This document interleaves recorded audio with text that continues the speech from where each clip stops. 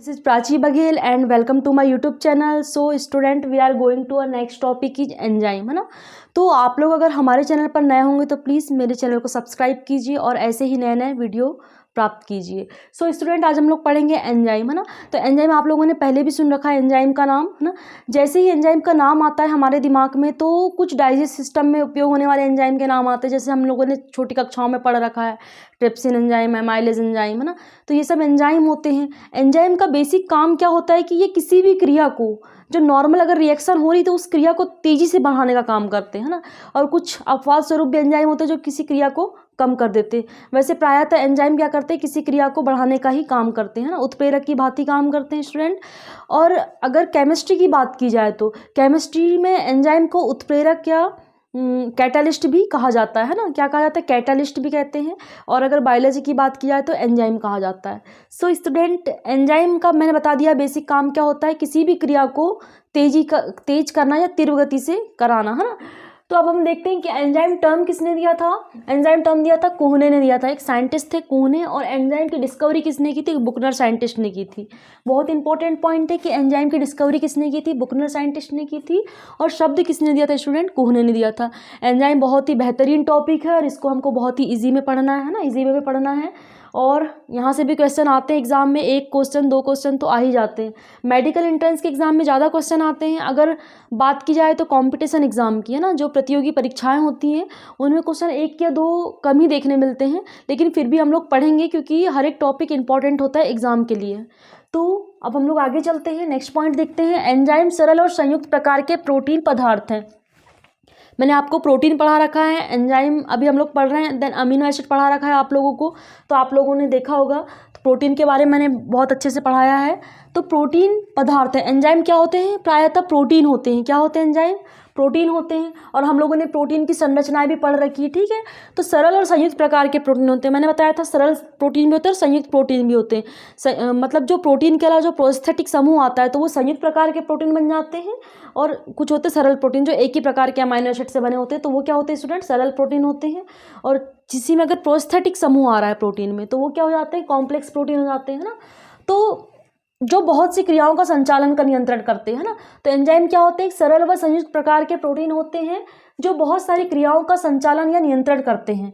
अब कुछ गुण देखते हैं एंजाइम के। तो हम लोगों ने देख लिया ये वाले पॉइंट में कि एंजाइम क्या होते हैं, प्रोटीन होते हैं, कॉम्प्लेक्स या सिंपल प्रोटीन होते हैं। और ये कुछ क्रियाओं का संचालन करते हैं या नियंत्रण करते हैं। अब नेक्स्ट क्या देखते हैं, कैरेक्टर, हाँ। तो सभी एंजाइम प्रोटीन होते हैं किंतु सभी प्रोटीन एंजाइम नहीं होते, हम जानते हैं, है ना। अभी हम लोगों ने ये पॉइंट में पढ़ रखा है कि जितने भी प्रोटीन होते हैं वो एंजाइम होते हैं, है ना, कि एंजाइम सरल व संयुक्त प्रकार के प्रोटीन पदार्थ हैं। तो सभी एंजाइम प्रोटीन होते हैं किंतु सभी प्रोटीन एंजाइम नहीं होते हैं। ये हम लोग हमेशा ये पॉइंट देखते रहते हैं, कहीं भी इंपॉर्टेंट फैक्ट करके दे देता है ये पॉइंट। ये किसी भी बुक में आप लोगों ने साइंस पढ़ा होगा तो, कि सभी एंजाइम प्रोटीन होते हैं किंतु सभी प्रोटीन एंजाइम नहीं होते। तो स्टूडेंट, जितने भी प्रोटीन होते हैं ना तो उससे एंजाइम बन सकते हैं, मतलब एंजाइम मुख्यतः प्रोटीन से ही बने होते हैं। लेकिन ये कहना गलत होगा कि सभी प्रोटीन एंजाइम होते हैं। अब ये नहीं कह सकते कि जितने भी प्रकार के प्रोटीन, एल्ब्यूमिन, ग्लोबुलिन प्रोटीन, ये एंजाइम होंगे, बिल्कुल गलत है ये। लेकिन सभी एंजाइम जो हैं वो किससे बने होते हैं, प्रोटीन से बने होते हैं। इसका मतलब क्या होगा कि सभी एंजाइम प्रोटीन होते हैं किंतु सभी प्रोटीन जो होते हैं वो एंजाइम नहीं होते हैं। एक तो इसका अपवाद क्या है, राइबोजाइम, है ना। तो ये पॉइंट में हम देख रहे हैं कि सभी एंजाइम प्रोटीन हो रहे हैं, मतलब सभी एंजाइम तो प्रोटीन होते हैं किंतु सभी प्रोटीन एंजाइम नहीं होते। तो राइबोजाइम क्या है, एक एंजाइम तो है लेकिन ये क्या है, प्रोटीन नहीं है। तो ये क्या है, एक न्यूक्लिक एसिड है। क्या है, आरएनए या न्यूक्लिक एसिड है ना। तो राइबोजाइम जो कि एक प्रोटीन तो है, एक एंजाइम तो है किंतु प्रोटीन बिल्कुल नहीं है। अब नेक्स्ट पॉइंट क्या है कि टर्सरी प्रोटीन या ग्लोबुलर प्रोटीन है ना। तो याद रखना स्टूडेंट कि जो एंजाइम होते हैं मुख्यतः किससे बने होते हैं, तृतीयक जो प्रोटीन की संरचना होती है ना, हम लोगों ने पढ़ा था, जो प्राथमिक संरचना पढ़ा था, द्वितीयक संरचना पढ़ा था और तृतीयक संरचना पढ़ा था, है ना, प्रोटीन की। तृतीयक संरचना कैसी थी, ऐसी गोले के समान थी, है ना, ऐसी गोले के समान थी, ऊन का गोला मैंने आपको बताया था, है ना। तो ये क्या है, तृतीयक संरचना है।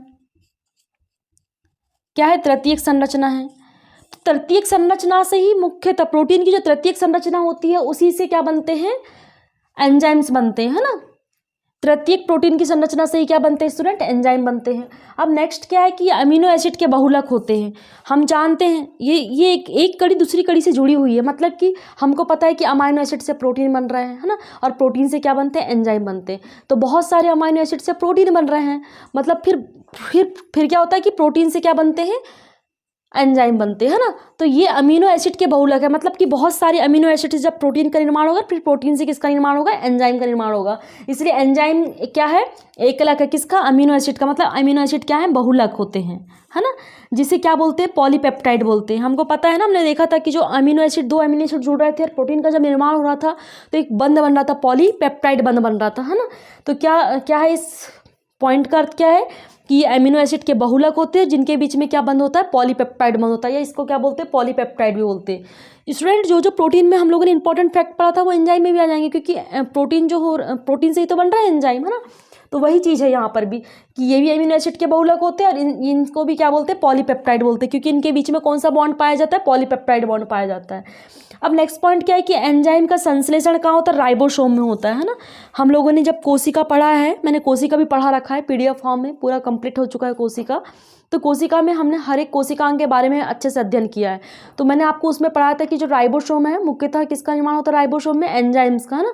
एंजाइम का निर्माण किस में होता है, राइबोसोम में होता है। राइबोसोम को क्या बोलते हैं स्टूडेंट, ऊर्जा की फैक्ट्री भी कहा जाता है ना। तो जितने भी एंजाइम का संश्लेषण कहाँ होगा, राइबोसोम में होगा। अब नेक्स्ट पॉइंट क्या है कि ये उच्च अणुभार वाले होते हैं, ठीक है। क्या होते हैं, उच्च अणुभार वाले होते हैं, मतलब इनका अणुभार 4000, 5000, 8000 ऐसा अणुभार होता है किसका, एंजाइम का। ये क्या होता है, उच्च अणुभार वाले होते हैं, क्योंकि ये किससे बने होते हैं, अमाइनो एसिड से बने होते हैं। तो क्या होता है, इनका अणुभार उच्च होता है, क्योंकि प्रोटीन का भी अणुभार उच्च होता है ना। तो ये उच्च अणुभार वाले होते हैं। फिर नेक्स्ट पॉइंट क्या है, एंजाइम टेम्परेचर के प्रति संवेदनशील होते हैं। बहुत इंपॉर्टेंट पॉइंट है ये भी क्वेश्चन पूछता है कि एंजाइम का सबसे ज़्यादा जो इफेक्ट पड़ता है वो टेम्परेचर के ऊपर पड़ता है। मतलब कि कोई भी एंजाइम है ना, मतलब हम किसी भी एंजाइम के बारे में देखेंगे तो एक विशिष्ट टेम्परेचर पर ही वर्क करेगा और एक विशिष्ट पीएच पर भी वर्क करेगा, है ना। कुछ एक विशिष्ट तापमान पर ही वर्क करते हैं एंजाइम, मतलब कि अगर वो टेम्परेचर उसको नहीं मिलेगा तो वो विकृत हो जाएगा या बिल्कुल अक्रियाशील हो जाएगा या इनएक्टिव हो जाएगा, है ना। तो इनके लिए टेम्परेचर बहुत इंपॉर्टेंट फैक्ट है ना। अब ये मुख्यतः अगर देखा जाए नॉर्मली, अगर सभी एंजाइम देखा जाए तो कुछ एंजाइम तो होते हैं अपवाद स्वरूप की ज़्यादा टेम्परेचर चाहिए होता है ना। थर्मो स्टेबल एंजाइम कहते हैं ना, उष्मा स्थायी एंजाइम कहते हैं उनको। तो ये कहाँ पाए जाएंगे स्टूडेंट, जहाँ गर्म झरने होते हैं, गर्म झील होती है ना, वहाँ पर पाए जाते हैं, जो 50 से 60, 70, 80 डिग्री पर वर्क करते हैं एंजाइम, है ना। लेकिन सामान्यतः जो एंजाइम वर्क करते हैं वो 20 से 30 डिग्री सेंटीग्रेड टेम्परेचर पर ही वर्क करते हैं। अगर सामान्य एंजाइम की बात की जाए तो सामान्य तापमान क्या होता है एंजाइम के लिए, 20 से 30 डिग्री सेंटीग्रेड पर ये वर्क करते हैं, क्योंकि इसी पर ही वर्क करते हैं। या इसे थोड़ा अगर 5% या 5 डिग्री सेल्सियस बढ़ा भी दो, है ना, 35 कर दो, यहाँ भी 25 कर दो, 25 से 35 या 25 से 40, किसी बुक में इसमें लिखा रहता है ना 25 से 40 लिखा रहेगा या 25 से 35 लिखा रहेगा। तो नॉर्मल कितना होता है, 20 से 30 याद रख लो या 20 से 35 याद रख लो, है ना। तो 20 से 30 डिग्री पर ये वर्क करते हैं अच्छे तरीके से, है ना, जो सभी एंजाइम। लेकिन कुछ एंजाइम क्या होते हैं, बहुत अधिक टेम्परेचर वर्क करते हैं, तो उनको क्या बोलते हैं, उष्मा स्थायी एंजाइम कहते हैं। जो कहाँ पाए जाते हैं, गर्म पानी की झीलों में पाए जाते हैं। तो वहाँ पानी गर्म होगा तो वहाँ टेम्परेचर भी ज़्यादा होगा, तो वहाँ पर जो जीव पाए जाएंगे तो उनके अंदर जो एंजाइम होंगे तो वो ज़्यादा टेम्परेचर पर ही वर्क करेंगे, क्योंकि वो वहीं के अनुकूल है ना, गर्म तापमान के अनुकूल है। इसलिए वहाँ पर जो एंजाइम पाए जाएंगे तो वहाँ ज़्यादा टेम्परेचर पर ही वो एंजाइम भी वर्क करेंगे, ठीक है। अब नेक्स्ट पॉइंट क्या देखते हैं, यदि ज़्यादा टेम्परेचर में एंजाइम विकृत हो जाते हैं। अगर हम नॉर्मल, अगर जैसे बॉडी में जो एंजाइम वर्क कर रहे हैं उनकी बात की जाए तो अगर उनको ज़्यादा टेम्परेचर मिल गया तो एंजाइम वर्क करना बंद कर देंगे। तो कुछ एंजाइम तो वो अलग ही होते हैं जो वहाँ पर वर्क करते हैं। लेकिन अगर सामान्य की बात की जाए तो, है ना, अगर सामान्य शरीर में जो एंजाइम वर्क कर रहे हैं, है ना, तो वो एंजाइम अगर उनको ज़्यादा टेम्परेचर दे दिया जाए तो वो क्या होंगे, वहाँ पर विकृत हो जाएंगे, है ना। अब नेक्स्ट देखते हैं कि एंजाइम अपने सबस्ट्रेट के प्रति अत्यधिक विशिष्ट होते हैं, है ना। एंजाइम किस पे काम करते हैं, सबस्ट्रेट पे काम करते हैं, है ना। सबस्ट्रेट पे काम करेंगे मतलब क्रियाधार पे काम करेंगे, है ना, जिसपे क्रिया कर रहा है एंजाइम को, तो उसके प्रति भी क्या होते हैं, विशिष्ट होते हैं। मतलब ऐसा नहीं कि कोई भी एंजाइम कहीं भी जाके क्रिया कर लेगा, बिल्कुल भी नहीं। ये एक विशिष्ट क्रियाधारक के प्रति कि ये एंजाइम यहीं पर वर्क करेगा, है ना। जैसे कि ट्रिप्सिन एंजाइम जो है ये वो डिओडिनम में, छोटी आंत में ही वर्क करेगा। या पेप्सिन एंजाइम कहाँ करेगा वर्क, स्टोमक में ही करेगा, ये जाके डिओडिनम में नहीं करेगा। मतलब कि जैसे प्रोटीन पर वर्क करने वाले एंजाइम अलग ही होंगे पेप्सिन एंजाइम में, है ना। पेप्टाइडेज एंजाइम है, तो ये अलग ही वर्क करेंगे। जैसे एमाइलेज एंजाइम है ना, एमाइलेज एंजाइम किसका पाचन करता है, कार्बोहाइड्रेट का करता है ना। तो ये क्या काम करेंगे, एक विशिष्ट सबस्ट्रेट के प्रति ही अत्यधिक विशिष्ट होते हैं। मतलब ऐसा नहीं कि एमाइलेज एंजाइम जो रहेगा किसी और चीज़ पे जाकर वर्क करेगा, या फैट पे जाकर वर्क कर लेगा, या प्रोटीन पे जाकर वर्क कर लेगा, ऐसा नहीं होता है। एमाइलेज एंजाइम है तो वो कार्बोहाइड्रेट पर ही वर्क करेगा या कार्बोहाइड्रेट को ही तोड़ेगा, है ना। तो ये क्रियाधार के प्रति एक विशिष्ट होते हैं। अब नेक्स्ट पॉइंट क्या देखते हैं स्टूडेंट, केमिकल रिएक्शन में इनकी मात्रा अति सूक्ष्म आवश्यक होती है ना। अगर इनकी रिएक्शन होती है तो इनकी मात्रा बहुत ही सूक्ष्म मात्रा में उपयोग होते हैं। ऐसा नहीं कि बहुत सारा एंजाइम है और फिर वर्क कर रहा है, बिल्कुल भी नहीं। एक थोड़ी सी मात्रा जरूरी होती है ना। जैसे विटामिन जरूरी होते हैं, थोड़ी सी जरूरी होते हैं विटामिन बॉडी में मतलब कार्य करने के लिए, कि कोई भी अगर विटामिन की कमी होगी तो बीमारियां उत्पन्न होती है ना। तो एक थोड़ी सी मात्रा जरूरी होती है उसके लिए, लेकिन इंपॉर्टेंट भी बहुत होते हैं। इनकी सूक्ष्म मात्रा भी शरीर के लिए बहुत इंपॉर्टेंट होती है, एंजाइम हो या विटामिन हो। तो ये क्या काम करते हैं, एंजाइम एक विशिष्ट पीएच पर भी काम करते हैं, है ना। नेक्स्ट पॉइंट क्या देखते हैं कि एंजाइम एक विशिष्ट पीएच पर काम करते हैं। जैसे अभी हम लोगों ने टेम्परेचर देखा था, है ना, कि एक एंजाइम विशिष्ट टेम्परेचर पर ही काम कर रहे थे, वैसे एक विशिष्ट पीएच पर काम करते हैं। देखिए जैसे पेप्सिन एंजाइम है ना, पेप्सिन एंजाइम कहाँ पाया जाता है, स्टोमक में पाया जाता है ना, आमाशय में पाया जाता है। तो आमाशय में पीएच कितना होता है, 2 होता है ना, 2 होता है पीएच। तो ये 2 ही पीएच पर काम करेगा ना पेप्सिन एंजाइम। अगर इससे ज़्यादा पीएच होगा तो ये काम नहीं करेगा, ठीक है। तो ट्रिप्सिन एंजाइम भी 8.5 पीएच पर काम करता है। ये कहाँ पाया जाता है स्टूडेंट, ट्रिप्सिन एंजाइम ये पाया जाता है कहाँ, छोटी आंत में पाया जाता है। कहाँ पाया जाता है, छोटी आंत में। और छोटी आंत का पीएच कितना होता है, 8.5 होता है। मतलब 8.5 पर ही ट्रिप्सिन एंजाइम वर्क करेगा, है ना। और एक ये क्या होता है एंजाइम, एमाइलेज एंजाइम होता है ना। ये कौन सा एंजाइम है स्टूडेंट, एमाइलेज एंजाइम है। एमाइलेज एंजाइम है। एमाइलेज एंजाइम कहाँ पाया जाता है स्टूडेंट, लार में पाया जाता है ना, सलाइवा में पाया जाता है। सलाइवा का पीएच कितना होता है, 6.8 होता है ना। तो जो एमाइलेज एंजाइम होता है वो 6.8 पर ही काम करेगा, है ना। इससे ज़्यादा या कम पीएच होगा तो एमाइलेज एंजाइम काम करना बंद कर देगा। तो ये एंजाइम एक विशिष्ट पीएच पर ही काम करते हैं। अगर पीएच ज़्यादा या कम हो तो एंजाइम वर्क करना बंद कर देंगे। वैसे टेम्परेचर के भी प्रति विशिष्ट होते हैं कि टेम्परेचर उतना मिलेगा तो ठीक है, अगर कम मिलेगा तो वो इनएक्टिव हो जाएंगे, मतलब अक्रियाशील हो जाएंगे। अगर ज़्यादा हो जाएगा टेम्परेचर तो ये विकृत हो जाएंगे, है ना। मतलब इनकी संरचना अलग हो जाएगी, या काम नहीं करेंगे फिर। और कुछ एंजाइम क्या होते हैं, बहुत ही ज़्यादा टेम्परेचर ज़्यादा पे वर्क करने वाले क्या होते हैं, थर्मो स्टेबल एंजाइम होते हैं, जो कौन से जीवों में पाए जाते हैं, उष्मा स्थायी जीवों में पाए जाते हैं। जैसे गर्म झील हो गई, है ना, गर्म पानी की झील है, गर्म तालाब है, तो वहाँ पाए जाने वाले जीवों में ये एंजाइम वर्क करते हैं। और एंजाइम का एक नॉर्मली बताते हैं कि कैसे वर्क करते हैं एंजाइम।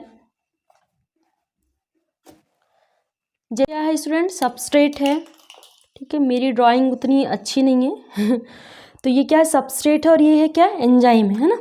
ये है सबस्ट्रेट और ये एंजाइम है। तो ये सबस्ट्रेट और एंजाइम जुड़ करके क्या बना लेंगे, ये कॉम्प्लेक्स बना लेंगे, ठीक है। एक कॉम्प्लेक्स बना लेंगे और फिर ये क्या बन जाएगा, प्रोडक्ट बन जाएगा, मतलब एक उत्पाद बन जाता है। इसके बाद फिर उत्पाद बनाने के बाद क्या होता है, एंजाइम अलग हो जाता है और उत्पाद अलग हो जाता है। मतलब एंजाइम इसमें भाग तो लेता है, मतलब परिवर्तित करता है क्रिया, लेकिन जुड़ता है, फिर जुड़ने के बाद क्या हो जाता है, अलग हो जाता है। मतलब सिर्फ परिवर्तित करने का काम करता है, क्रिया को तीव्र गति से करने का काम करता है या परिवर्तित करने का काम करता है ना। तो जैसे कि सबस्ट्रेट है, एक क्रियाधार है जिस पर वर्क कर रहा है हमारा एंजाइम, है ना। तो ये एंजाइम है, ये क्रियाकलाप पे वर्क करा, ठीक है। फिर साथ में दोनों जुड़ गए, एक कॉम्प्लेक्स बना लिए। कॉम्प्लेक्स बनाने के बाद हमारा क्या बना, ये प्रोडक्ट बना। ये क्या है स्टूडेंट, पी है, प्रोडक्ट है। फिर प्रोडक्ट बना एंजाइम, है ना। तो फिर ये प्रोडक्ट अलग हो गया और एंजाइम अलग हो गया। इस तरीके से हमारा एंजाइम काम करता है। हमारे एंजाइम काम करते हैं, हमारे शरीर में हो या प्रकृति में हो तो काम करते। देख लिया हमने, इतना समझ में आ गया। इंपॉर्टेंट पॉइंट है कि एंजाइम की डिस्कवरी बुकनर ने की थी। शब्द किसने दिया था, कोहने ने दिया था, है ना। और एंजाइम किससे बने होते हैं, प्रोटीन से बने होते हैं। टर्सरी प्रोटीन या तृतीयक जो प्रोटीन होती है उससे बने होते हैं एंजाइम। देन क्या होते हैं, एंजाइम का संश्लेषण या सिंथेसिस कहाँ होता है, राइबोसोम में होता है ना। और क्या देखा था हमने कि अमाइनो एसिड के बहुलक होते हैं। ऑब्वियसली अगर प्रोटीन से बने होंगे तो प्रोटीन किससे बनाता है, अमाइनो एसिड से। तो बहुत सारे अमाइनो एसिड से जब प्रोटीन बन रहा है तो एंजाइम भी बहुत सारे प्रोटीन से बना, अमाइनो एसिड से बना होगा। इसलिए क्या होते हैं, अमाइनो एसिड के बहुलक होते हैं। इनका अणुभार भी बहुत ज़्यादा होता है और एक तापमान के प्रति, पीएच के प्रति क्या होते हैं, ये विशिष्टता होते हैं, है ना।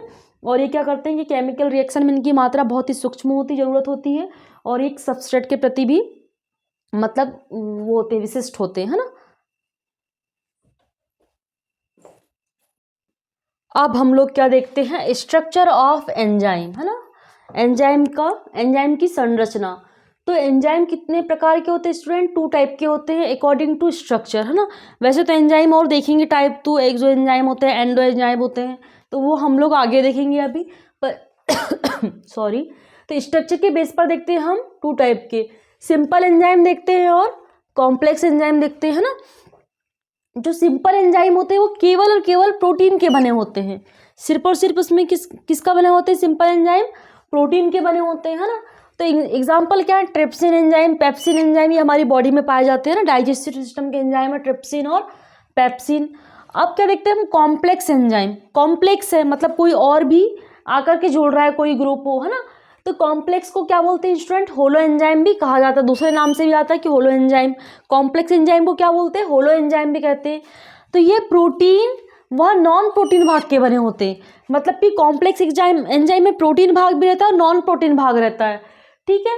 तो जो सिंपल एंजाइम सिर्फ और सिर्फ प्रोटीन के बने हुए रहते हैं, लेकिन जो कॉम्प्लेक्स एंजाइम है या होलो एंजाइम है तो इसमें प्रोटीन भी और नॉन प्रोटीन पार्ट भी होता है। तो प्रोटीन पार्ट क्या होगा स्टूडेंट, एपो एंजाइम होगा, नॉन प्रोटीन पार्ट क्या होगा, कोफैक्टर होते हैं, है ना। बहुत ही इंपॉर्टेंट पॉइंट है, बिल्कुल क्वेश्चन पूछता है कि जो कॉम्प्लेक्स एंजाइम जो रहते हैं तो उसमें जो प्रोटीन भाग में क्या रहेगा और नॉन प्रोटीन भाग में क्या रहेगा, है ना। तो प्रोटीन भाग तो पता है क्या है, एपोजाइम, है ना। प्रोटीन पार्ट क्या कहलाता है student, apoenzyme, very important point है ये। प्रोटीन पार्ट क्या कहलाता है, एपोजाइम कहलाता है, और नॉन प्रोटीन भाग क्या कहलाता है, कोफैक्टर कहलाता है। क्या कहलाता है, कोफैक्टर कहलाता है। बहुत इंपॉर्टेंट पॉइंट है, यहाँ से बिल्कुल क्वेश्चन आते हैं। जो प्रोटीन भाग है वो एपोजाइम और जो नॉन प्रोटीन भाग है कोफैक्टर, है ना। तो अब कोफैक्टर भी 3 टाइप के होते हैं, है ना। कितने टाइप के होते हैं कोफैक्टर, 3 टाइप के होते हैं। एक होता है कोएंजाइम, है ना, कोएंजाइम फैक्टर होता है। तो ये क्या होते हैं, कार्बनिक होते हैं, और स्टूडेंट प्रोस्थेटिक ग्रुप भी होता है इसका कार्बनिक। जो कोफैक्टर होते हैं ना वो 3 टाइप के होते हैं, एक होता है कोएंजाइम होता है, एक होता है प्रोस्थेटिक ग्रुप और एक होता है मेटल एक्टिवेटर, है ना, मेटल एक्टिवेटर, है ना। तो हम लोगों ने प्रोस्थेटिक समूह प्रोटीन में भी पढ़ा था, है ना। प्रोस्थेटिक समूह जैसे कार्बोहाइड्रेट वाला प्रोस्थेटिक समूह आ रहा था, है ना, और लाइपेज मतलब कि लिपिड वाला प्रोस्थेटिक समूह आ रहा था। मतलब प्रोटीन के अलावा प्रोस्थेटिक ग्रुप भी पाया जा रहा था प्रोटीन में, तो उसको क्या बोल रहे थे हम लोग, कॉम्प्लेक्स प्रोटीन बोल रहे थे, है ना। तो वैसे ही इसमें भी होते हैं एंजाइम में। एंजाइम के जो कोफैक्टर भी 3 टाइप के होते हैं, एक होता है कोएंजाइम होता है, एक होता है प्रोस्थेटिक समूह होता है, और एक होता है क्या, मेटल एक्टिवेटर होता है ना। तो कोएंजाइम क्या होते हैं, ये कार्बनिक होते हैं, और ये एपो एंजाइम से केवल अभिक्रिया के समय बनता है। मतलब जो ये एपो एंजाइम क्या है, प्रोटीन पार्ट, और नॉन प्रोटीन पार्ट क्या है, अपना कोफैक्टर है। तो कोफैक्टर में हम देख रहे हैं 3 टाइप के, लेकिन जो कोएंजाइम होते हैं, कोएंजाइम क्या है, एक नॉन प्रोटीन पार्ट है ना। तो ये प्रोटीन पार्ट मतलब कि एपो एंजाइम से सिर्फ और सिर्फ अभिक्रिया के टाइम पर बॉन्ड होते हैं, मतलब बंधते हैं। समझ में आया, फिर से एक बार देखते हैं। देखा हमने प्रोटीन पार्ट क्या था हमारा, एपोजाइम था। नॉन प्रोटीन पार्ट क्या था, कोफैक्टर था। कोफैक्टर भी हमारे 3 टाइप के हो रहे थे, एक हो रहा था कोएंजाइम हो रहा था एक, और एक हो रहा था प्रोस्थेटिक समूह, और थर्ड हो रहा था मेटल एक्टिवेटर, है ना। तो अब हम देख रहे हैं कि कोएंजाइम, है ना। तो कोएंजाइम था जो प्रोटीन पार्ट मतलब एपोजाइम से एक अभिक्रिया के टाइम ही बॉन्ड हो रहा था, है ना, अभिक्रिया के टाइम ही पर ही बंध रहा था। तो इसकी एग्जाम्पल क्या है, एफएडी, एडीपी, एएमपी, एनएडी, ये सब क्या है स्टूडेंट, ये ऊर्जा मतलब जो हमारे शरीर में जो एनर्जी संचित रहती है ना, हाँ उसके टाइप है ना। ये एडीपी, एटीपी, एएमपी, ये पाथवे भी में भी पढ़ते हैं हम लोग, है ना। क्रेब्स साइकिल में पढ़ेंगे, ग्लाइकोलाइसिस साइकिल में पढ़ेंगे एटीपी, एफएडीपी, है ना, और इलेक्ट्रॉन साइकिल में भी पढ़ेंगे। अब नेक्स्ट देखते हैं प्रोस्थेटिक ग्रुप, है ना। प्रोस्थेटिक ग्रुप भी क्या होता है, कार्बनिक होता है, और यह प्रोटीन ग्रुप से जुड़े ही रहते हैं, ठीक है। ये क्या कर रहे थे, सिर्फ अभिक्रिया के टाइम पर जुड़ रहे थे, अभिक्रिया के टाइम पर ही जुड़ रहे थे। और ये क्या होते हैं स्टूडेंट, ये प्रॉपर जुड़े ही रहते हैं, ये, है ना। प्रोस्थेटिक समूह क्या रहता है, हमेशा जुड़ा ही रहता है, किससे, एपो एंजाइम से जुड़ा रहता है ना। अब नेक्स्ट क्या देखते हैं, मेटल एक्टिवेटर। मेटल एक्टिवेटर क्या होते हैं, अकार्बनिक होते हैं, है ना। प्रोस्थेटिक समूह भी कार्बनिक था हमारा, और कोएंजाइम भी कार्बनिक था, लेकिन जो मेटल एक्टिवेटर था ये अकार्बनिक थे, है ना। तो इसके एग्जांपल क्या है, आयरन है, कॉपर है, मैग्नीशियम, और ये स्टूडेंट एक इंपॉर्टेंट पॉइंट है कि टाइटली बॉन्ड होते हैं, है ना, मतलब कि बहुत घनिष्ठता से बॉन्ड होते हैं, टाइटली बॉन्ड रहते हैं, है ना, बाइंड रहते हैं। तो समझ में आ गया आपको, फिर से एक बार देखते हैं स्टूडेंट। जो हम लोग पढ़ रहे थे क्या, कॉम्प्लेक्स एंजाइम या होलो एंजाइम।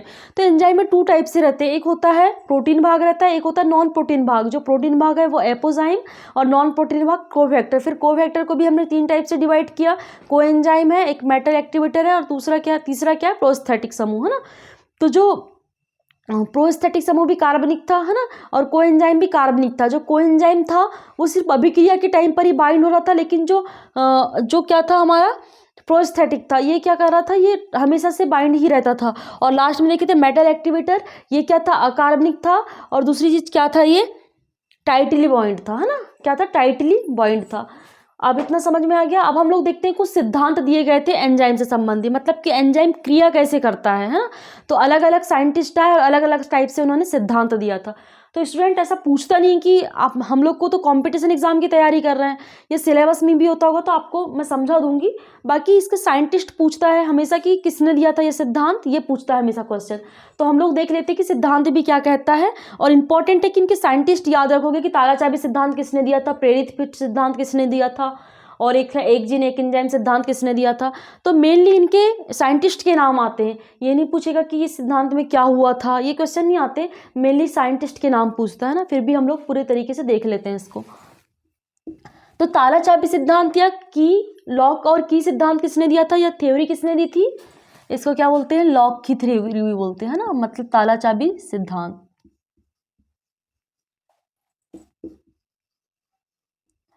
किसने दी थी, फिशर साइंटिस्ट ने दी थी। किसने दी थी, फिशर साइंटिस्ट ने दी थी। ठीक है, बहुत इंपॉर्टेंट है। लॉक और की थ्योरी किसने दी थी, फिशर साइंटिस्ट ने दी थी। तो स्टूडेंट जैसे कि ताला और चाबी होता है ना, आप लोगों ने देखा होगा ताला चाबी। तो एक ताले के लिए, है ना, एक विशिष्ट ताले के लिए एक विशिष्ट चाबी होती है। जैसे कि एक ताला है तो उसी की चाबी से खुलेगा ना वो, कोई और चाबी लगाएंगे तो बिल्कुल नहीं खुलेगा वो ताला। तो वैसे ही एंजाइम भी होते हैं। तो एक विशिष्ट सबस्ट्रेट के प्रति ही वो क्रियाशील होते हैं, या विशिष्ट सबस्ट्रेट के साथ ही एक कॉम्प्लेक्स बनाते हैं, है ना। तो मान लो कि ये सबस्ट्रेट क्या है या क्रियाधार क्या है, एक ताला है मतलब लॉक है, ठीक है, और एंजाइम क्या है, एक चाबी है या की है ना।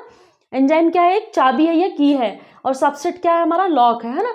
तो जैसे कि ये एक ताला है समझ लो, है ना, एक ताले में एक रहता है चाबी डालने के लिए गड्ढा सा रहता है ना। तो वैसे ही फिर ये जुड़ जाता था ना, ताले में हम चाबी डालेंगे तो एक कॉम्प्लेक्स बन जाएगा, मतलब ताला चाबी बन जाएगी, है ना, मिक्स करके। तो वैसे ही एंजाइम सबस्ट्रेट कॉम्प्लेक्स बन जाता है ना। क्या बन जाता है, एंजाइम सबस्ट्रेट कॉम्प्लेक्स बन जाता है। और फिर जब क्रिया कंप्लीट हो जाती है तो ये क्या हो जाता है, उत्पाद अलग बन जाता है, फिर एंजाइम अलग निकल जाता है ना। मतलब उत्पाद मतलब प्रोडक्ट अलग बन जाएगा, देन एंजाइम अलग निकल जाएंगे, है ना। सिर्फ पार्टिसिपेट करते हैं, देन उसमें पूरे एब्जॉर्ब हो जाते हैं, फिर वो क्रिया करने के बाद फिर वो अलग हो जाते हैं। इतना समझ में आएगा कि ताला चाबी सिद्धांत के जैसे ताला चाबी दोनों एक साथ वर्क करते हैं ना, वैसे ही एंजाइम और सबस्ट्रेट एक साथ जुड़ करके एक कॉम्प्लेक्स बना लेते हैं। जब क्रिया कंप्लीट हो जाती है तो उत्पाद निकल जाता है, देन फिर क्या होता है, एंजाइम अलग निकल जाता है ना। बहुत इंपॉर्टेंट है। इसको किसने दिया था, फिशर साइंटिस्ट ने दिया था, है ना। किसने दिया था, फिशर साइंटिस्ट ने दिया था। अब नेक्स्ट है प्रेरित फिट सिद्धांत या इंड्यूस्ड फिट सिद्धांत भी कहते हैं इसको, है ना। क्या बोलते हैं, इंड्यूस्ड। आज की क्लास बहुत ही इंपॉर्टेंट है स्टूडेंट, तो आप प्लीज़ पूरी देखिएगा क्लास। अभी हम लोग आगे बहुत अच्छे से एंजाइम का देखेंगे कि कौन कौन से इफेक्ट करते हैं ना एंजाइम की क्रिया में, है ना। रेट ऑफ रिएक्शन, कौन कौन से कारक प्रभावित करते हैं, अभी हम लोग देखेंगे। बहुत इंपॉर्टेंट भी पॉइंट आने वाले हैं अभी नेक्स्ट स्लाइड में, तो आप लोग कंटिन्यू करेंगे क्लास को, पूरी देखेंगे। अब नेक्स्ट क्या है, प्रेरित फिट सिद्धांत या इंड्यूस्ड फिट सिद्धांत भी कहते हैं ना। इसको किसने दिया था स्टूडेंट, कोसलैंड साइंटिस्ट ने दिया था। किसने दिया था, कोसलैंड साइंटिस्ट ने दिया था। ठीक, तो इस सिद्धांत में क्या करता है, जैसे कि एक फ्लेक्सिबल होता है, क्या एंजाइम की सतह क्या होती है, फ्लेक्सिबल होती है। इस सिद्धांत के अनुसार कोसलैंड ने ये बताया था कि जो एंजाइम की सतह होती है इसे फ्लेक्सिबल होती है। जैसे कि फ्लेक्सिबल क्या होता है, और जैसे कोई चीज़ फ्लेक्सिबल होती है ना, मतलब तुरंत तुरंत मतलब मुड़ जाती है ना, फ्लेक्सिबल फ्लेक्सिबल ऐसे हिलते रहती है, मुड़ते रहती है ना। तो ये क्या होती है, एंजाइम की सतह क्या होती है, फ्लेक्सिबल होती है। जब सबस्ट्रेट एंजाइम के पास आता है तो उसमें परिवर्तन हो जाता है ना। जैसे ही क्रियाकारक एंजाइम ऐसे हिलते हुए रहता है, जैसे फ्लेक्सिबल होते रहता है ना, मुड़ते हुए रहता है। जैसे सबस्ट्रेट या क्रियाकारक एंजाइम के पास आता है तो वो सीधे एंजाइम से चिपक करके उसमें परिवर्तन कर देता है ना। क्या कर देता है, परिवर्तन हो जाता है और एक एंजाइम सबस्ट्रेट कॉम्प्लेक्स बन जाता है। मतलब सेम ये ताला चाबी सिद्धांत की तरह ही, लेकिन इसमें क्या बताया है कि जो एंजाइम होता है वो फ्लेक्सिबल रहता है, मतलब हिलते हुए रहता है ना, फ्लेक्सिबल होते हुए रहता है। लेकिन जब सबस्ट्रेट आता है, मतलब क्रियाधार एंजाइम के पास आता है, तो उसमें परिवर्तन होकर के मतलब जिस आकृति का वो रहेगा, जिसे ये फ्लेक्सिबल होते रह रहा है, मान लो, है ना, ये एक मुड़ते हुए रह रहा है, फ्लेक्सिबल होते रह रहा है, तो ये क्या है, एंजाइम है स्टूडेंट, है ना। ये क्या है, एंजाइम है। और ये क्या है, हमारा सबस्ट्रेट है ना। क्या है, सबस्ट्रेट है। तो ये एंजाइम ऐसा फ्लेक्सिबल हिलते हुए रह रहा है, जैसे ही क्रिया कारक आएगा, क्रियाधार आएगा तो वो जुड़ जाएगा एकदम और अपने को परिवर्तन कर लेगा ना, परिवर्तन करके जुड़ जाएगा, मतलब उसी टाइप से ये परिवर्तन हो जाएगा उसमें भी और उससे चिपक जाएगा या जुड़ जाएगा और एक क्या बना लेगा, एंजाइम सबस्ट्रेट कॉम्प्लेक्स बन जाता है ना। फिर ये दोनों अलग अलग हो जाते हैं, प्रोडक्ट अलग निकल जाता है और एंजाइम अलग निकल जाता है।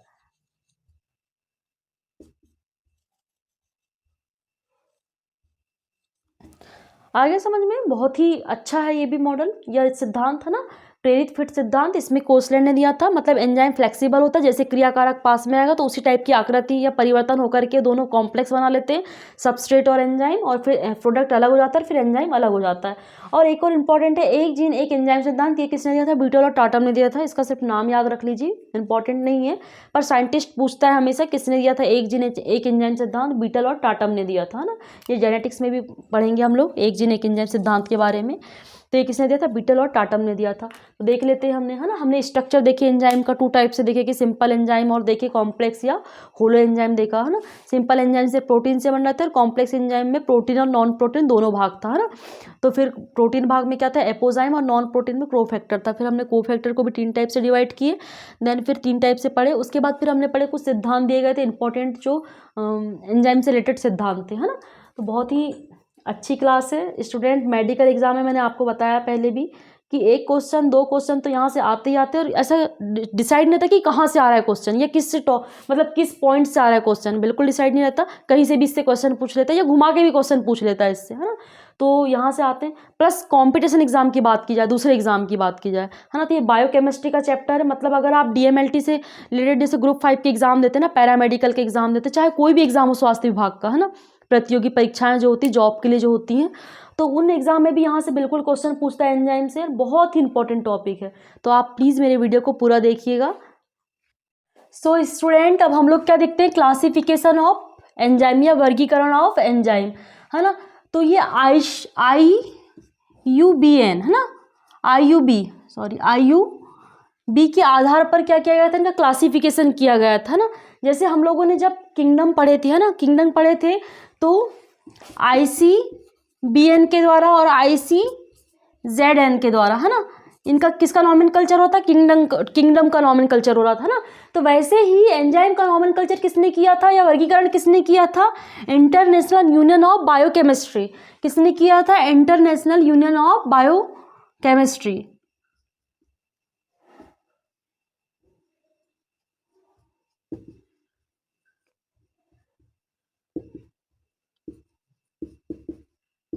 बायोकेमिस्ट्री बहुत ही इंपॉर्टेंट है कि किसने किया था, IUB ने किया था, इनका वर्गीकरण किया था। तो इनका वर्गीकरण स्टूडेंट नंबर बाय नंबर याद करना है हमको, ऐसा नहीं कि ऑक्सी रिडक्टेज के बाद ट्रांसफरेज के बाद हाइड्रोलाइज कर दे, नहीं, बिल्कुल भी नहीं, है ना।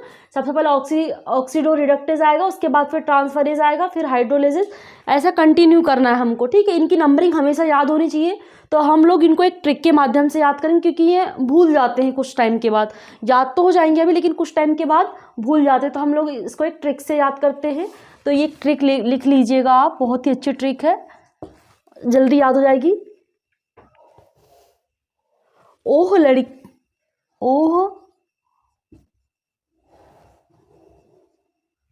थोड़ा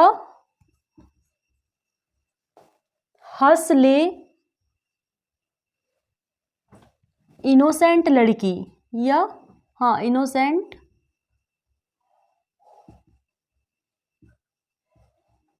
लड़की, है ना। तो ऐसी ट्रिक हम लोग बना सकते हैं ना। तो क्लासिफिकेशन ऑफ एंजाइम में सबसे पहले ऑक्सीडो रिडक्टेज आएगा, फिर ट्रांसफरेज आएगा, फिर हाइड्रोलेज आएगा, फिर लाइजेस आएगा, देन आइसोमरेजेस और लाइगेजेस या सिंथेटेज भी कहते हैं इसको, है ना। तो इसकी ट्रिक से अपन याद कर लेंगे। जैसे O, है ना, O में क्या है, ऑक्सीडो रिडक्टेज, फिर ट्रांसफरेजेस मतलब थोड़ा, है ना, हाइड्रोलिसिस हंस, और लाइजेस ले, इनोसेंट का आइसोमरेजेस, और लड़की का लाइगेजेस, है ना। तो ये आप ट्रिक से याद कर लो, क्योंकि ये नंबर कभी कभी हम लोग भूल जाते हैं, तो अगर ट्रिक याद रहेगी, क्योंकि ट्रिक भी बहुत आसान है ना। ओ थोड़ा हंसले इनोसेंट लड़की, ये बहुत अच्छी ट्रिक है, सबको याद भी जाएगी। ओ थोड़ा हंसले इनोसेंट लड़की, तो आपको ये सारे नंबरिंग याद हो जाएंगे, है ना। तो ऑक्सीडो रिडक्टेज एंजाइम जो है, इनके क्या काम करता है, ये ऑक्सीडेशन, है ना, मतलब ऑक्सीकरण और अपचयन मतलब रिडक्शन की क्रिया कराता है। ऑक्सीडो रिडक्टेज एंजाइम क्या करता है, ऑक्सीजन का मतलब ऑक्सीडेशन कराता है और रिडक्शन कराता है ना। ऑक्सीडेशन रिडक्शन मतलब क्या होता है, जब हाइड्रोजन का एक अणु निकल जाता है तो उसको क्या मतलब, जब ऑक्सीजन का एक अणु जुड़ जाता है ना, एक अणु जुड़ जाता है और हाइड्रोजन का एक अणु निकल जाता है तो उसको क्या बोलेंगे, ऑक्सीडेशन बोलते हैं स्टूडेंट। और रिडक्शन क्या होता है, जब हाइड्रोजन का एक अणु जुड़ जाता है और ऑक्सीजन का जब एक अणु हट जाता है बाहर तो उसको क्या बोलते हैं, रिडक्शन बोलते हैं ना। तो ये क्या काम करता है, रिडक्टेज एंजाइम क्या करते हैं, ये ऑक्सीडेशन और रिडक्शन की क्रिया कराते हैं ना। तो क्या इसके एग्जांपल क्या है, साइटोक्रोम ऑक्सीडेजर और डिहाइड्रोजिनेज एंजाइम है ना। डिहाइड्रोजिनेज एंजाइम और क्या है, साइटोक्रोम ऑक्सीडेज, बहुत ही इंपॉर्टेंट है। इनके एग्जांपल आप लोग याद रखोगे कि ऐसा हमेशा पूछता है कि ऑक्सीडेक्टेज एंजाइम का एग्जांपल क्या है ना, ट्रांसफरेजेस के एग्जांपल क्या है, हाइड्रोलेज के एग्जांपल क्या है, लाइगेज का, लाइजेज का, और क्या आइसोमरेजेस का एग्जांपल क्या है ना। तो इनके एग्जांपल पूछता है हमेशा, और ये नंबरिंग पूछता है ना कि इसके बाद जैसे कि इस टाइप से दे देगा एरो बना के ना, ऑक्सी के बाद कौन सा आता है ना, फिर ऑप्शन दे देगा ऐसे एरो एरो बना के ऑप्शन दे देगा। तो आपको सही सीरीज चुनना है उसमें से है ना, कि ऑक्सीडेक्टेज के बाद क्या आएगा, ट्रांसफरेज, फिर हाइड्रोलेजेस, लाइजेजेस, फिर आएगा आइसोमरेजेस, देन लाइगेजेस है ना। तो ऐसा आपको सीरीज बाय याद रखना है ना, और इनके एग्जांपल याद रखना है। इनमें इंपॉर्टेंट बता रही हूँ कि आपको ऐसा पूरा भर भर के नहीं पढ़ना, सिर्फ इंपॉर्टेंट फैक्ट देखना है कि कहाँ से क्वेश्चन हमेशा बनते हैं। तो ठीक है, यहाँ से एग्जाम्पल याद रखना है आप लोगों को, और नंबरिंग याद रखना है। तो इसका एग्जाम्पल क्या है, साइटोक्रोम ऑक्सीडेजेस है और डिहाइड्रोजिनेज है। फिर नेक्स्ट पॉइंट क्या है, नेक्स्ट क्या है, ट्रांसफरेजेस है ना। ट्रांसफरेजेस नाम से इस पर से ट्रांसफर करना है ना, मतलब कि ट्रांसफर करना, भेजना है ना। तो क्या है, यह एंजाइम किसी एक ग्रुप के दूसरे ग्रुप में ट्रांसफर करता है ना, मतलब कि एंजाइम का काम क्या होता है इस क्रिया में कि ये किसी एक ग्रुप के दूसरे ग्रुप में परिवर्तित करता है ना। तो ये क्या है, ट्रांसफरेजेस एंजाइम है। ठीक है, अब नेक्स्ट है हाइड्रोलेजेस है ना। क्या है, हाइड्रोलेजेस। हाइड्रोलेजेस क्या है, ये एंजाइम किसी तत्वों के हाइड्रोजन बॉन्ड को तोड़ देता है या अपघटन करता है। स्टूडेंट इसमें लाइजेस और हाइड्रोलेजेस और क्या है लास्ट में, लाइगेजेस, बहुत ही इंपॉर्टेंट एग्जाम्पल है ना। तो लाइजेस मतलब होता है जोड़ना, सॉरी लाइगेजेस मतलब होता है जोड़ना, और लाइजेस मतलब होता है तोड़ना है ना। लाइगेज करना, लाइगेज करना मतलब क्या होता है, जोड़ना। लाइगेज करते हैं ना, जोड़ते हैं। तो लाइगेजेस एंजाइम क्या करता है, जोड़ता है, और फिर लाइजेजेस एंजाइम क्या करता है, तोड़ता है ना। क्या करता है, लाइजेजेस एंजाइम तोड़ता है, और हाइड्रोलेजेस एंजाइम भी तोड़ता है, लेकिन ये सिर्फ किसको तोड़ता है, हाइड्रोजन के बॉन्ड को तोड़ता है। किसको तोड़ता है, सिर्फ और सिर्फ हाइड्रोजन के बॉन्ड को तोड़ता है। और लाइजेस क्या करता है, किसी एक एंजाइम जो किसी सबस्ट्रेट को बिना जल के तोड़ देता है, मतलब इसमें हाइड्रोजन इन्वॉल्व नहीं होगा, बिना जल के ही किसी सबस्ट्रेट को वो तोड़ देता है। कौन करता है, ये लाइजेस एंजाइम करता है ना। इसका एग्जाम्पल क्या है, एल्डोलेजेस एंजाइम है। ठीक है, ये ग्लाइकोलाइसिस साइकिल में देखते हैं हम लोग है ना। और नेक्स्ट ये क्या है, हाइड्रोलेजेस एंजाइम का एग्जाम्पल क्या है, लाइपेज है, एमाइलेज है, पेप्टाइडेज है। स्टूडेंट जो पाचन संबंधी एंजाइम होते हैं ना, याद रख लेना आप लोग कि जितने भी पाचन संबंधी एंजाइम है ना, एमाइलेज है, पेप्टाइडेज है, ये सब पाचन संबंधी एंजाइम है। लाइपेज है ना। तो लाइपेज किसका पाचन करता है स्टूडेंट, फैट का पाचन करता है ना। तो ये क्या करता है, हाइड्रोलेजेस एंजाइम का एग्जाम्पल है। किसका एग्जाम्पल है, हाइड्रोलेजेस एंजाइम का एग्जाम्पल है ना। और एमाइलेज किसका पाचन करता है, कार्बोहाइड्रेट का करता है। ठीक है, पेप्टाइडेज किसका करता है, प्रोटीन का पाचन करता है। समझ में आया आप लोगों को। तो हाइड्रोलेजेस क्या करता है, मतलब हाइड्रोजन बॉन्ड को तोड़ रहा है ना। हाइड्रोलेजेस हाइड्रोजन बॉन्ड को तोड़ रहा है। और लाइजेजेस क्या करता है, किसी बिना सबस्ट्रेट को बिना जल के अणु के तोड़ देता है ना। बिना जल के अणु के तोड़ देता है कौन, लाइजेजेस। इसका एग्जाम्पल क्या है, एल्डोलेजेस। मैंने बहुत इंपॉर्टेंट एग्जाम्पल लिखा है, और भी बहुत सारे एग्जाम्पल है इनमें, लेकिन ये जो क्वेश्चन हमेशा जिनसे पूछता है वही एग्जाम्पल मैंने आपको बताया है। ठीक है, ट्रांसफरेजेस समझ में आ गया, सिर्फ ट्रांसफर करता है ना एक ग्रुप को दूसरे ग्रुप में। ठीक है, और फिर इसका आइसोमरेजेस है ना। आइसोमरेजेस हम लोगों ने ग्लाइकोलाइसिस साइकिल में ही पढ़ते हैं ना, आइसोमरेज है ना। तो ग्लूकोज का आइसोमर क्या है, फ्रक्टोज है ना। C6H12 किसका है नाम, ये क्या ग्लूकोज भी है और ये क्या है, फ्रक्टोज भी है। ठीक है, ये क्या है, ग्लूकोज भी और ये क्या है, फ्रक्टोज भी, मतलब एक दूसरे के ये क्या है, आइसोमर है। ये किसका फॉर्मूला है, फ्रक्टोज का भी फॉर्मूला है। फ्रक्टोज क्या है, एक दूसरे के आइसोमर है ना। तो ग्लाइकोलाइसिस साइकिल में हम लोग देखते हैं ना, एक आइसोमरेज एंजाइम होता है ना। तो ग्लाइकोलाइसिस चक्र कहाँ से स्टार्ट होता है, ग्लूकोज से है ना। तो ग्लूकोज से क्या बनेगा, ग्लूकोज 6 फास्फेट बनता है। देन ग्लूकोज 6 फास्फेट से क्या बनता है, फ्रक्टोज 6 फास्फेट बनता है ना। मैं भी आपको बताती हूँ यहाँ पर, जैसे ग्लाइकोलाइसिस साइकिल चल रहा है ना, मैं बता रही हूँ कि आइसोमरेज एंजाइम का उपयोग कहाँ होता है ना। तो जैसे ग्लूकोज है, ठीक है, सबसे पहले ग्लाइकोलाइसिस तो ग्लूकोज से प्रारंभ होता है साइकिल, है ना। तो ग्लूकोज से क्या बनेगा, ग्लूकोज 6 फास्फेट बनेगा। फिर ग्लूकोज 6 फास्फेट से क्या बनता है स्टूडेंट, फ्रक्टोज 6 फास्फेट बनता है। ठीक है, ग्लूकोज 6 फॉस्फेट से क्या बनेगा, फ्रक्टोज 6 फॉस्फेट बनेगा। तो जो यहाँ पे एक एंजाइम यूज होता है ना, यहाँ पे एंजाइम यूज होता है, इसको क्या बोलते हैं, फॉस्फोहेक्सो आइसोमरेसिस एंजाइम बोलते हैं। क्या बोलते हैं, फॉस्फो हेक्सो आइसोमरेसिस एंजाइम बोलते हैं। ठीक है, तो ये क्या होता है, ग्लूकोज 6 फॉस्फेट से फ्रक्टोज 6 फॉस्फेट कौन बदलता है, फॉस्फो हेक्सो आइसोमरेसिस एंजाइम। मतलब कि ग्लूकोज को फ्रक्टोज बदल रहा है, क्योंकि ग्लूकोज का फ्रक्टोज क्या है, एक आइसोमर है ना। तो ये क्या करता है, आइसोमरेसिस एंजाइम, है ना। तो इसका एग्जांपल क्या है, फॉस्फो हेक्सो आइसोमरेसिस, है ना, बहुत इंपॉर्टेंट है। और तो स्टूडेंट लाइगेज एंजाइम, है ना। तो लाइगेज एंजाइम क्या करता है कि जो छोटे छोटे सबस्ट्रेट रहते हैं उनको जोड़ के क्या करता है, बड़ा सबस्ट्रेट बनाता है। जैसे कि ये छोटे छोटे सबस्ट्रेट रह गए, है ना, तो इनको जोड़ करके क्या बनाएगा, एक बड़ा सबस्ट्रेट बनाएगा, है ना। तो ये क्या काम करता है, लाइगेज एंजाइम करता है, मतलब लाइगेज करता है या जोड़ने का काम करता है ना। तो ये छोटे छोटे सबस्ट्रेट को बड़े सबस्ट्रेट में बनाता है ना। छोटे छोटे सबस्ट्रेट से क्या बनता है, बड़ा सबस्ट्रेट बनता है ना। ये क्या काम करता है, लाइगेज एंजाइम या सिंथेटेज एंजाइम। सिंथेटेज का मतलब भी होता है क्या, संश्लेषण या सिंथेसिस होना या संश्लेषण होना, निर्मित होना, है ना। तो निर्माण कर रहा है ये, इसीलिए इसको क्या बोलते हैं, सिंथेटेज एंजाइम भी बोलते हैं या लाइगेज एंजाइम भी बोलते हैं। लाइगेज का मतलब होता है जोड़ना और सिंथेटेज का मतलब होता है निर्माण करना, है ना।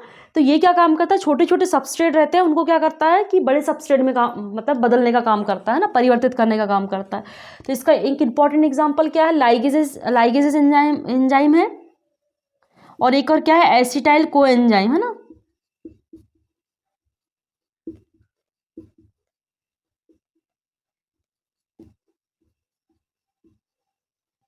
ठीक है, तो दो एग्जाम्पल आप याद रखोगे। और स्टूडेंट मैंने आपको ट्रांसफरेजेस के एग्जाम्पल बताना भूल गई थी। तो ट्रांसफरेजेस के एग्जाम्पल क्या है, हेक्सोकाइनेज है और ट्रांसफरेजेस है।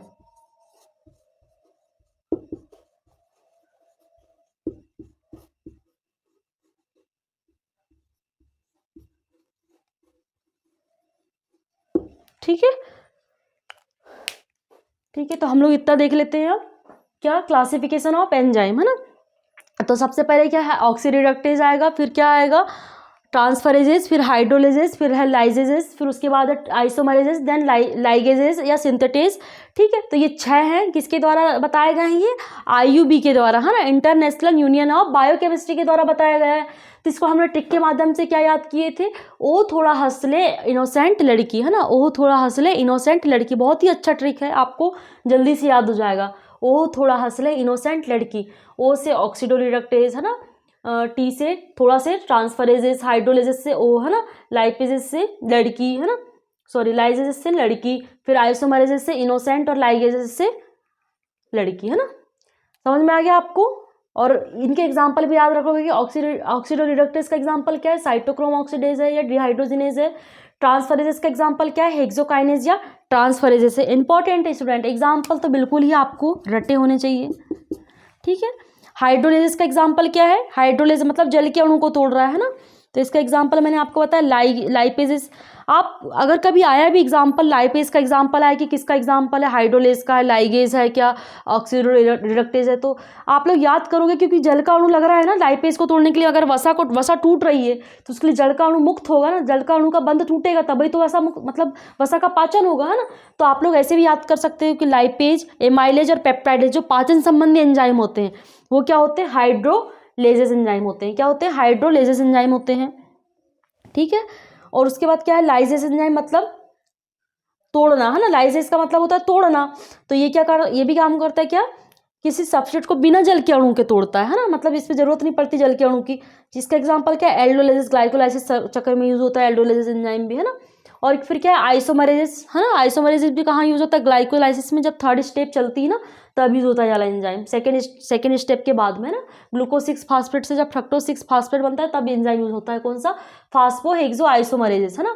फिर नेक्स्ट क्या है, लाइगेजेस, है ना, लाइगेजेस या सिंथेटेज एंजाइम का एग्जाम्पल क्या है, लाइगेजेस और एसिटाइल कोएंजाइम ए है ना, एसिटाइल कोएंजाइम, है ना। तो बहुत ही इंपॉर्टेंट पॉइंट देख लिया अब हम लोगों ने। अब देखते हैं कि factor affecting of rate of reaction, है ना, ये एंजाइम।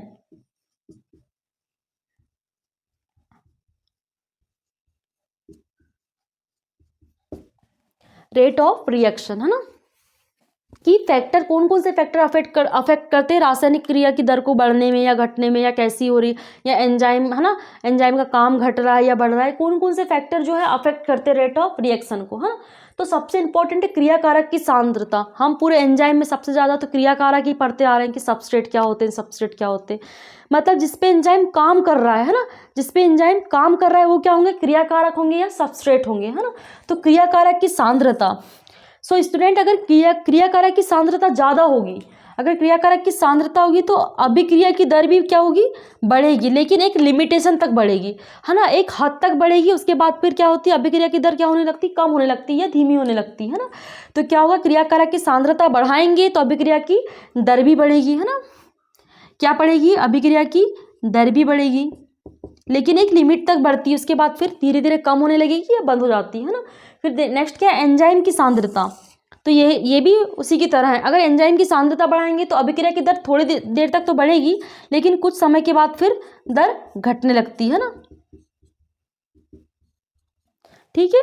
अब नेक्स्ट क्या है,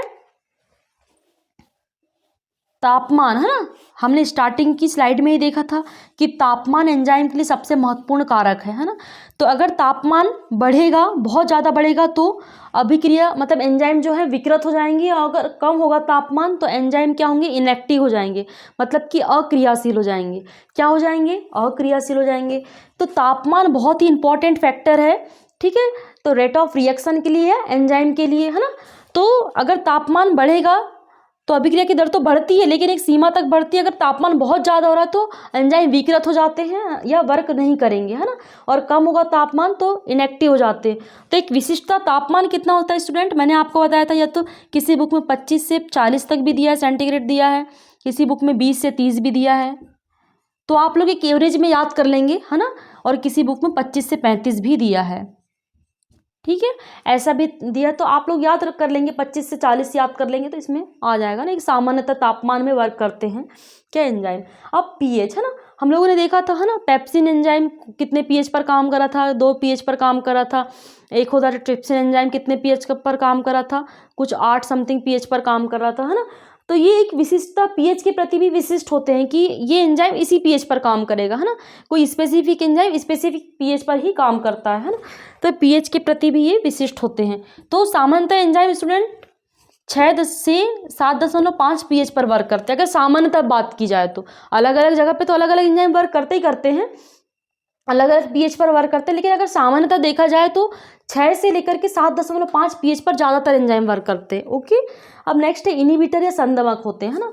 ये क्या काम करते हैं, बिल्कुल संदमित कर देते हैं अभिक्रिया को, है ना, मतलब अच्छी खासी अभिक्रिया चलती रहती है, उसमें जाकर के संदमित होकर के अभिक्रिया को स्टॉप लगा देते हैं, बंद कर देते हैं, है ना। जैसे कि हमारा सबस्ट्रेट है, ठीक है, ये क्या हमारा एंजाइम है ना। तो ये क्या काम करते हैं, एंजाइम सबस्ट्रेट के बीच में आ जाते हैं, यहाँ पर संदमक कुछ पदार्थ होते हैं जो अभिक्रिया को बिल्कुल बंद कर देते हैं या स्टॉप लगा देते हैं, है ना। जैसे सबस्ट्रेट में आकर के चिपक जाएंगे ये, तो क्या होगा, एंजाइम आकर चिपक नहीं पाएगा, है ना, चिपक नहीं पाया जाएगा तो अभिक्रिया बंद हो जाएगी, है ना। तो ये क्या काम करते हैं, अभिक्रिया को कम करते हैं, ठीक है, क्या करते हैं, अभिक्रिया को कम करते हैं, ठीक है। तो हम लोगों ने बहुत ही अच्छे से एंजाइम कंप्लीट कर लिया है। अब आप देखेंगे मेरा पूरा वीडियो एंजाइम का, बहुत ही अच्छे से मैंने आपको पढ़ाया है, ठीक है। तो स्टूडेंट मैंने जितना पढ़ाया है तो मुझे नहीं लगता कि ये क्वेश्चन यहाँ से एक भी क्वेश्चन आपका बिल्कुल बाहर जाए। हम लोगों ने सारी चीज़ें डिस्कस कर ली है, ठीक है। हम लोगों ने स्ट्रक्चर देख लिया एंजाइम का, ठीक है, हिस्ट्री देख लिया है, क्लासिफिकेशन देख लिया है, अफेक्टिंग कारक देख लिया है ना, फैक्टर देख लिया है, सभी चीज़ें देख लिया है जो हमेशा एग्जाम में पूछा जाता है क्वेश्चन जिससे, है ना। और मैंने आपको इंपॉर्टेंट भी बता दिया कि कहाँ से हमेशा क्वेश्चन पूछते हैं, कि एग्जाम्पल से आ रहे हैं क्वेश्चन, कि साइंटिस्ट के नाम पूछ रहा है, मतलब कहाँ से क्वेश्चन हमेशा बनते हैं, तो मैंने आपको बता दिया है वो पॉइंट कि जहाँ से क्वेश्चन बनते हैं। तो एंजाइम हमने बहुत ही अच्छे तरीके से पढ़ लिया है। तो स्टूडेंट अगर आप प्लीज़ मेरे चैनल पर नए हैं तो प्लीज़ मेरे चैनल को सब्सक्राइब करें, और आज के लिए धन्यवाद।